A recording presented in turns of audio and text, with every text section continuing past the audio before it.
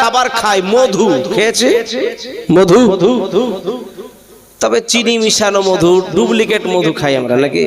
ওই গাছের ওই আসল মধু পাইনি, ওটা হচ্ছে আসল মধু, ঢবে ভরা, আর না হলে কোথাকার চিনি মিশালে খাঁটি মধু বালতিতে ভরে নিয়েছে। তো ওই মধু খেলে কি হয় বলে 100-র অধিক রোগ ভালো হয়ে যায়। জোরে সুবহানাল্লাহ। শরীর থেকে 100-র অধিক রোগ বের হয়ে যায় যদি ওই মধু খায়। মধু, আল্লাহ রাসূল মধু খেতে ভালোবাসতেন। আল্লাহ রাসূল সফর বের হয়েছেন সাহাবাদেরকে নিয়ে। তো একজন সাহাবী জবের কিছু রুটি দিলেন, রুটি তো সালুনবিহীন রুটি, সেখানে তরকারি নাই। তো কিছু মৌমাছি আসার পরে মাথার উপরে, সাহাবাদের মাথার উপরে, নবীর মাথার উপরে ভুন ভুন ভুন ভুন ভুন শব্দ আওয়াজ হচ্ছে, আওয়াজ হয় না?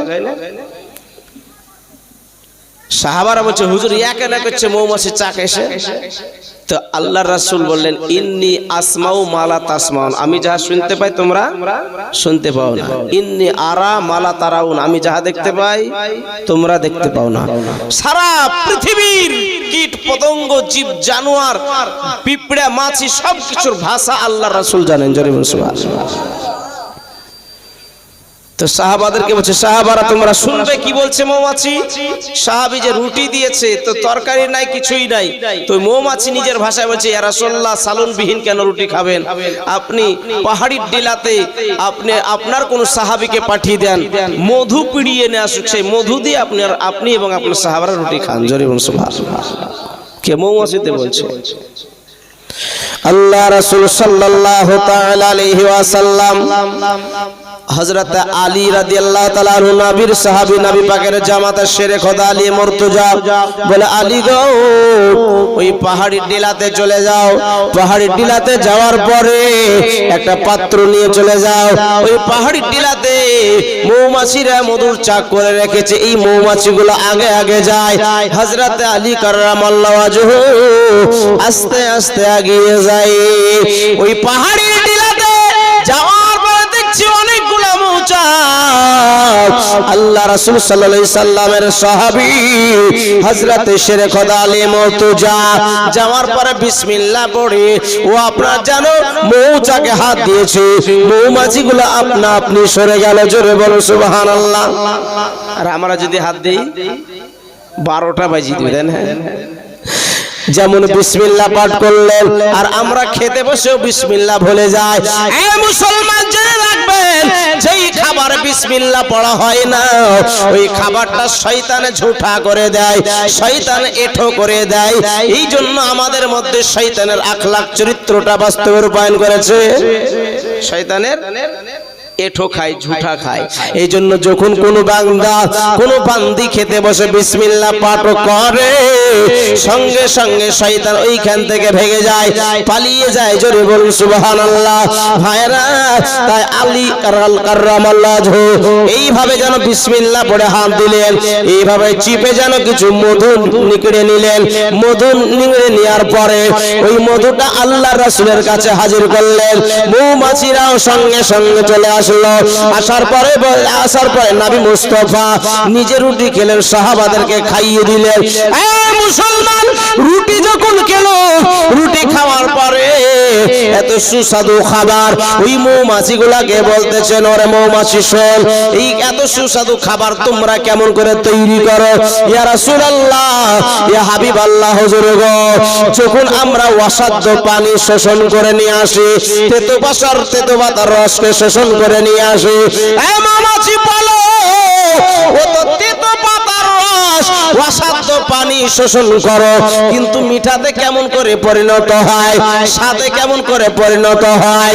মৌমাছিরা আল্লাহর রাসূলের সঙ্গে কথা বলতেছেন, বলে নবী গো, ইয়া রাসূলুল্লাহ, হাবিবাল্লাহ, হুজুর, যখন আমরা অসাধ্য পানি শোষণ করি, যখন তেতো পাতার রস শোষণ করি, ওই সময় ইয়া রাসূলুল্লাহ, ইয়া হাবিবাল্লাহ, হুজুর গো, আপনার নামে আপনার শানে দরুদ পাঠ করি। জোরে বলুন সুবহানাল্লাহ। আর একটু জোরে বলুন সুবহানাল্লাহ। এই জন্য বাবারা নবী ইয়া রাসূলুল্লাহ হাবিবাল্লাহ নবী গো আপনার নামে দরুদ পড়ার কারণে আল্লাহ পাক এই অসাধ্য পানিকে তেতো পাতার রসকে আল্লাহ পাক মধুতে পরিণত করে দেয়। জোরে বলুন সুবহানাল্লাহ। মৌমাছিতে যদি দরুদ পাঠ করে তা আমাদেরকে পড়তে অসুবিধা আছে? আমরা হচ্ছে সৃষ্টির সেরা। আল্লাহ সূরা 3 এর মধ্যে বলেন লাকাদ খলাকনাল ইনসানা ফি আহসানি তাকবীর। আল্লাহ পাক মানুষকে সবচাইতে উৎকৃষ্ট করে বানিয়েছে, সবচাইতে সুন্দর করে বানিয়েছে। ছাগলের নাক কোথায়, হাত কোথায়? ছাগলে কি ওই কানের আপনার নোংরা বের করতে পারে? আল্লাহ পাক সুন্দর হাত দিয়েছে, আমরা কান পরিষ্কার করতে পারি। চোখ দিয়েছে, চোখ দিয়ে দেখতে পারে। নাক, এই নাকটা যদি হাঁটুতে দিত কেমন লাগতো? কান দুটো যদি বগলে দিত কেমন লাগতো? মানুষকে সৃষ্টি সেরা সবচাইতে সুন্দর করে বানিয়েছে 18,000 মাখলুকাতের মধ্যে থেকে। কিন্তু এই মানুষ যদি মানুষের মতো না হয়, চার পায়া জানোয়ারের চাইতেও খারাপ। জোরে বলুন নাউজুবিল্লাহ। এই জন্য মানুষের আখলাক, আমাদের চরিত্র আমাদের মধ্যে থাকতে হবে আল্লাহর রাসূল যেভাবে শিখিয়ে দিয়ে গেছেন। জোরে বলুন সুবহানাল্লাহ। তাহলে দরুদ পাঠ করতে কোনো অসুবিধা হবে না। আজকের এই জালসাতে যুবক ছেলেরা আমি শুনলাম জানুয়ারি মাসে গান বাজাতো, তার পরিবর্তে জালসা দিয়েছে, তাই তো? হ্যাঁ, মাশাআল্লাহ, খুব সুন্দর কাজ করেছে। কেন আপনারা আবার ভাবিয়েন না, হ্যাঁ সুন্দর তো হবেই, মৌলবীদের পাকট গরম হবে। হ্যাঁ, তাহলে দুমদুমা দুমদুম গান বাজলে ভালো হতো নাকি?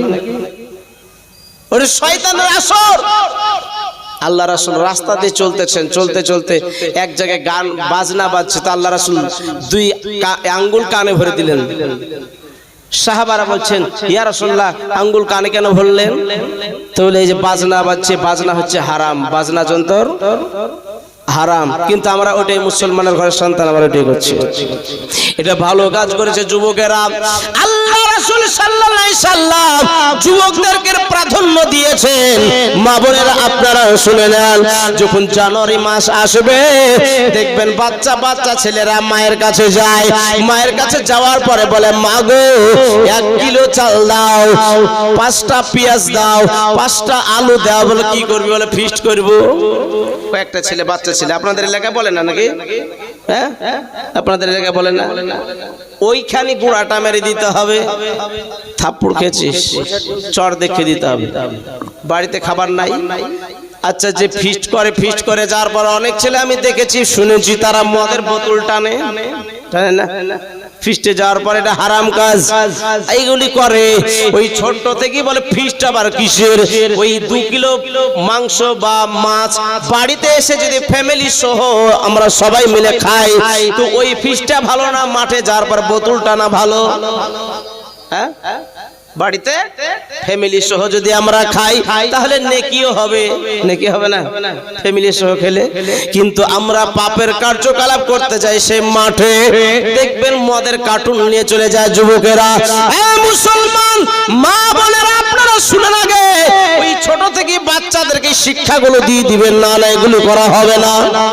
কথাতে বলে আটা গুনে রুটি, মা গুনে বিটি। সেই ছোট থেকে যেইভাবে মেয়েকে ছেলেকে লালন পালন করবেন, সেইভাবে লালন পালন হবে।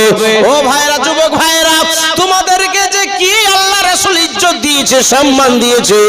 বেরাদার জিবরিল আমিনকে জিজ্ঞাসা করা হলো, যে বলো যুবকদের কেমন নাকি, যুবক অবস্থায় নাকি কেমন কামানো যায়? ও জিবরিল আমিন কি বললেন? ইয়া রাসূলুল্লাহ, হাবিবাল্লাহ, হুজুর গো, আসমানে যতগুলো পানির ফোঁটা পড়ে সমস্ত পানির ফোঁটার হিসাব দিয়ে দিব, কিন্তু যুবকদের ইবাদতের এত নেকি আমি হিসাব দিতে পারবো না। একবার জোরে বলা যাবে সুবহানাল্লাহ। যুবক ভাইরা, কত আজকে ভালো জিনিস আজকে জালসাটা করেছে। আজকে সাহাবাদেরকে লক্ষ্য করে দেখুন, আমার নবী মুস্তাফা, সাহাবারা ছিলেন তাগড়া জওয়ান যুবক ছিলেন, তাদেরকে নিয়ে ইসলামকে শুরুয়াত করেছেন। জোরে বলুন সুবহানাল্লাহ। উমারে ফারুক আজম একবারে যুবক, আবু বকর সিদ্দিক সঙ্গের সাথী যুবক, উসমান গনি সব যুবক, সব ছেলে মানুষ, কেউ বুড়া ছিলেন না। সাহাবাদেরকে শুরুয়াত একবার ইসলামের শুরু সব যুবকদেরকে নিয়ে শুরু করেছে। জোরে বলুন সুবহানাল্লাহ। মুআজ্জাজ মুকাররম, তারা ইসলামকে আগানোর জন্য কত কষ্ট করেছে। কিন্তু মুসলমান যুবক ভাইরা, এখনকার ছেলেরা কি যে করে বেড়াচ্ছে কিছু বুঝে আসে না। এখনকার ছেলেরা দেখবেন স্টাইল করে, শুধু ফ্যাশন। এখনকার যুবকদের শুধু ফ্যাশন, কি টাইট প্যান্ট, কানে দুল, মোবাইল হাতে একটা থাকলে আর স্টাইল পোশাক থাকলে মানে যুবক হয়ে গেল। আমি এখন ছেলে মানুষ। হ্যাঁ, মুসলমানের বাচ্চা মুসলমানের মতো আখলাক চরিত্র হবে। নবী মুস্তাফা কত কষ্ট করে ইসলামকে প্রচার করেছেন। যখন 39 জন মুসলমান হয়েছে, নবী মুস্তাফার প্রতি কত অত্যাচার চালিয়েছে। অত্যাচার চালানোর জন্য আল্লাহ পাকের কাছে নবী পাক দোয়া করলেন, আল্লাহ উমর বিন খাত্তাবের বেটা উমরকে দাও, আর না হলে আবু জেহেলকে দাও। তার নাম হচ্ছে আবুল হাকাম। এই দুজনের মধ্যে একজনকে দাও। আমার নবী মুস্তাফা বলে, ইয়া রাসূলুল্লাহ, ইয়া হাবিবাল্লাহ, হে আমার হাবিব দোস্ত, তুমি যাতে রাজি আমি তাতে রাজি, তুমি কোনটাকে চাও? জোরে বলো সুবহানাল্লাহ। মেয়েদের পেছনে আসছেন আপনারা, সাইডে জায়গা রাস্তা করেন, না সামনে আগিয়ে আসুন। মেয়েদের পেছনে আসছে না, ওরা দাঁড়িয়ে আছে।